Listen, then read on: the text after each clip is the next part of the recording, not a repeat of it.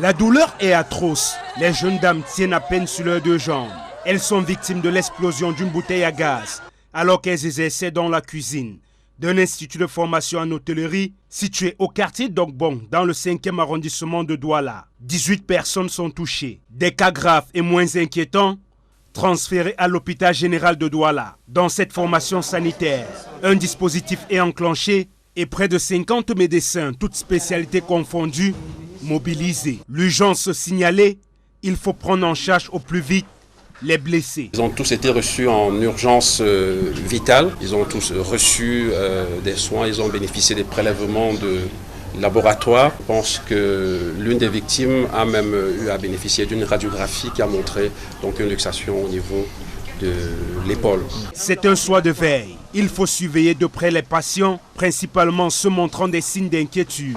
Ils sont surtout inquiétants parce qu'il y a des brûlures de la face. Le cou a été touché et il y en a un qui souffre d'inhalation de fumée. Pour s'enquérir de la situation, le gouverneur de la région du Littoral s'est rendu mercredi après-midi à l'hôpital. Au sorti de sa visite, un bilan exhaustif est établi. Nous enregistrons 18 personnes qui ont été victimes de cette explosion de gaz dans une cuisine d'un institut de formation hôtelière. Et nous avons 5 cas véritablement préoccupants, qu'on peut dire brûlés à peu près à 50%.